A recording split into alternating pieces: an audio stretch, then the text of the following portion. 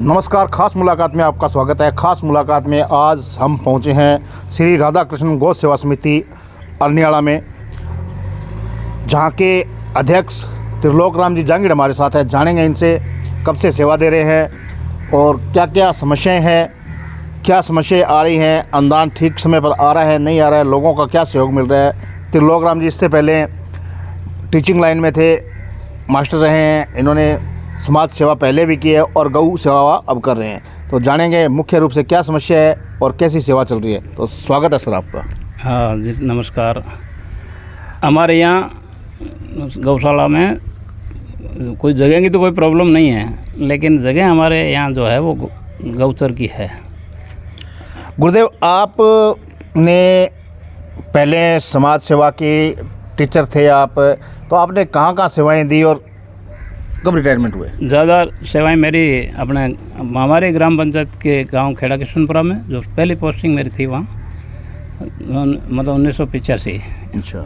और फिर बाद में मैं दानलास 2 साल के लिए दानलास गया। 2 साल के बाद में वहाँ से ट्रांसफ़र होने के बाद थोड़ा 15 महीने के लिए बनवाड़ा जाना पड़ा। बाद में वहाँ से हमारी ट्रांसफ़र हुई और मैं वापस रायकों की ढाणी पादुकला, वहाँ हमारी जो लगभग 14 साल की सेवा रही मैं। और उसके बाद वहाँ से 6D में हमें धोलेराव कला आना पड़ा। वहाँ लगभग मेरी 5 साल की सर्विस हुई और 31 मार्च 2021 रिटायर हो गया वहीं से। अच्छा, 2021 में आप रिटायरमेंट हो गए। गुरुदेव, पहले की शिक्षा में और आज की शिक्षा में क्या फ़र्क?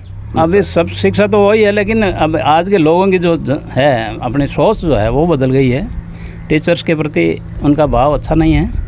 और न लड़कों का जब अभिभावक मान सम्मान नहीं करेंगे तो लड़के कैसे करेंगे? बिल्कुल, ये बहुत बड़ी समस्या है यहाँ की आज की। पहले तो घर वाले तो कोई शिकायत थी नहीं, घर वालों किसी तरह की कोई शिकायत नहीं थी।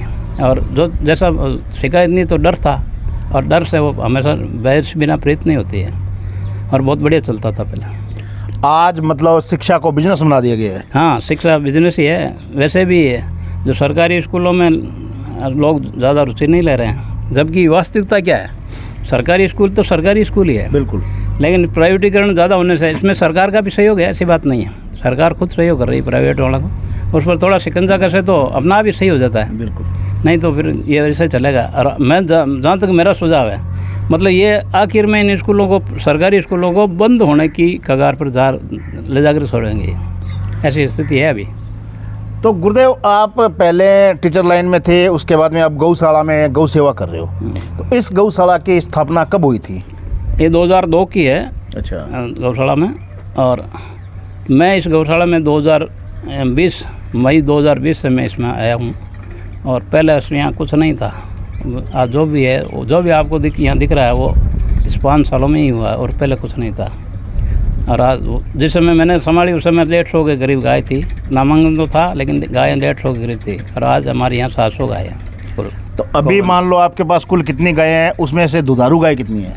दुधारू गाय लगभग 100 के करीब है, जिनमें से और बाकी तो वो अलग ही है। वैसे तो दूध देने वाली सभी, लेकिन वो अलग दुधारू गायों को हम 100 के करीब, 100-150 के करीब उनको हम अलग ही रखते हैं। उनकी व्यवस्था अलग है। बात करते हैं आपके गांव की या नज़दीक के आसपास के क्षेत्र की, तो यहाँ के जो लोकल हैं उनका क्या सहयोग रहता है गौशाला में? नहीं, हमारे गांव का सहयोग बहुत बढ़िया है, और गांव के सहयोग से हम जो है इन ऊंचाइयों पर पहुँचे हैं। ठीक है। बाकी हमारे सेठ जी मेड़ता सिटी से अग्रवाल जी हैं, उनका सहयोग बहुत अच्छा रहा है। हमारी गौशाला में लगभग उन्होंने 40 लाख रुपये दे दिए थे। क्या बात है। हाँ, और उन्हीं की बदौलत हम आज यहाँ पहुँचे हैं। गाँव का सहयोग तो है ही है।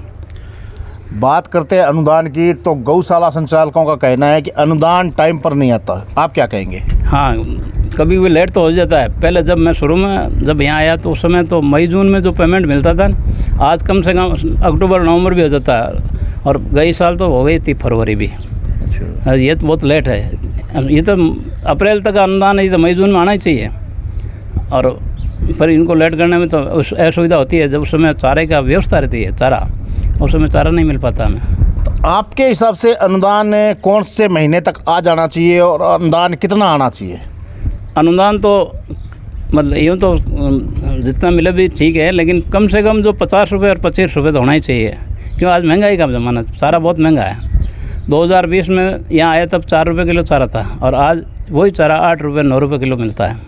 तो महंगाई दर और जो अनुदान की दरें वो लगभग होगी, वही बनी रही, अभी तक बन रही है, वही बनी रही है, जबकि डबल हो गया ये मामला। बिल्कुल बिल्कुल। हैं, चारे की व्यवस्था तो डबल हो गई और अनुदान होगा वही है लगभग।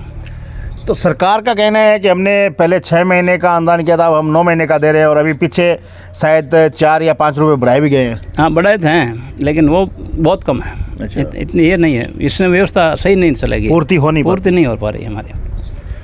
तो बात करते हैं गौशाला की। गौशाला की जो ज़मीन है उसको लेकर बड़ा संशय रहता है हर गौशाला में, क्योंकि ज़मीन नहीं होती है, कहीं ज़मीन होती है तो वो गोचर भूमि में होती है। जब गोचर भूमि की ज़मीन है तो फिर उस ज़मीन में कहाँ दिक्कत आती है, आपको क्या प्रॉब्लम हो रही है? सही है, तो ये गोचर भूमि गायों के लिए है, और गायों के लिए इस भूमि को अलॉट किया जाए तो किसी प्रकार समस्या किसी को होनी भी नहीं चाहिए, जबकि सरकार इस बात को बिल्कुल गंभीरता से नहीं ले रही है।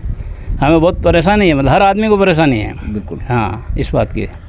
तो गौशाला में इसके अलावा डॉक्टर की क्या सुविधा है, एम्बुलेंस की क्या सुविधा है? अगर कोई गौ माता ज़्यादा बीमार हो जाती है तो उसके इलाज की क्या प्रक्रिया है? ज़्यादा बीमार होने पर तो कोई इलाज तो वैसे हमारा नहीं है, लेकिन कंपाउंडर की व्यवस्था है अब इधर, और ज़्यादा होता है तो हम डॉक्टर को बुलाते हैं किसी पड़ोस में से। अच्छा, जैसे बहुत सी बार देखा है अभी गाय आपस में लड़ पड़ती है, कोई गाय को बड़ा फ्रैक्चर हो जाता है, तो ऐसे में आपके द्वारा क्या व्यवस्था की जाती है? क्या यहीं इलाज होता है या फिर बाहर भेजते हैं? नहीं, यहाँ नहीं होता है, हम नागौर भेजते हैं उसको किराया लगा करके अपना।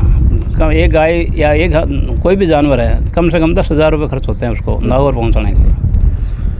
गुरुदेव, गौशालाओं पे बहुत बार इल्ज़ाम भी लगते हैं कि गौशाला वाले किसानों के पशु जो है खेत में नुकसान करते हैं, वो लेते नहीं हैं, और लेते हैं तो बड़ी बड़ी रसीदें काटते हैं। क्या आप क्या कहेंगे इस बात? नहीं, हमारे तो ऐसी कोई बात नहीं है। हम तो जो भी गांव का पशु है उसको लेने से कभी इनकार नहीं करते हैं, उनको लेते हैं, शहर से लेते हैं, और घर के आदमी घर का आदमी कोई देता है तो उसका हम रसीद देते हैं कि भाई आप मेरी गाय गालनी है तो आप दो भाई, 21 रुपये की रसीद लेते हैं हमसे, और मना नहीं करते हैं। तो अभी मान लो आपकी गौशाला है, इसके पास लगभग कितनी ज़मीन है? क्या हरा चारा भी होता है या फिर सूखे चारे से ही काम चलता है? नहीं, हरा चारा सिर्फ 2 महीने हम खिलाते हैं। 300 बीघा ज़मीन है लगभग हमारे यहाँ की, उसमें जो बारिश जब होती है तो उसमें चारा, जो हरा चारा होता है ना, उसमें हम लगभग हमारे 2 महीने चल जाता है इधर, और कोई हरा चारे की व्यवस्था नहीं है, क्यों पानी नहीं है हमारे यहाँ, पानी की बहुत समस्या है, पीने के पानी की समस्या है। तो स्थानीय जो विधायक है या जो जनप्रतिनिधि है या आपके यहाँ चेयरमैन है, उनका क्या सहयोग रहता है गौशाला में? कोई सहयोग नहीं है उनका, यहाँ हमारा कोई सहयोग नहीं। आप जाते ही नहीं हो या करते नहीं? जाते क्यों, बहुत गए थे हम, प्रधान जी के पास हम कम से कम 50 आदमी गए थे। उन्होंने कह दिया भाई हमारे गौशाला में लगाने के लिए हमारा कोई व्यवस्था ही नहीं है, प्रावधान ही नहीं है। अच्छा, तो क्या करें? तो सरकार और जनता से क्या अपील करना चाहेंगे, क्या कहना चाहेंगे? नहीं, सरकार से तो हम अपील यही है कि भाई जो हो सके वो सरकार गौशालाओं के लिए एक अलग से कोई विशेष व्यवस्था भी करे, ताकि हम हर गौशाला की स्थिति में सुधार हो जाए, और आबाद संचालकों को कोई परेशानी नहीं होगा। इसलिए थोड़ा बजट भी अलग से कोई दे तो सही अच्छा रहता है। ठीक है सर, धन्यवाद आपका। ठीक सर, ओके। तो ये थे गौशाला अध्यक्ष त्रिलोक राम जी जांगीड़। इन्होंने बताया कि गौशाला संचालन में अगर कोई प्रॉब्लम आ रही है तो सबसे बड़ी प्रॉब्लम है जगह को लेकर, क्योंकि जगह नहीं है, गोचर भूमि के नाम पे ज़मीनें हैं, फिर भी गौशाला के लिए ज़मीनें नहीं हैं। इसमें कोई ना कोई समाधान होना चाहिए, और गाय माता की सेवा के लिए लोगों का अच्छा सहयोग है। और अनुदान की जो बात है, वो अनुदान सरकार को कम से कम भी 65 या 70 रुपये बढ़ाना चाहिए, जिससे गौ माता की सेवा बढ़िया तरीके से हो सके। क्योंकि जो अनुदान मिल रहा है उसमें पूर्ति नहीं होती है। क्यों नहीं होती है? क्योंकि चारा महंगा है, और अनुदान अगर मार्च या फरवरी महीने में आ जाए तो उसका गौशाला को डबल फ़ायदा है। लेकिन देखते हैं सरकार इस तरफ क्या रुख लेती है, क्या करती है। तब तक आप देखते रहिए DP की न्यूज़, सहयोगी साथी मनोज के साथ मैं मदन लाल।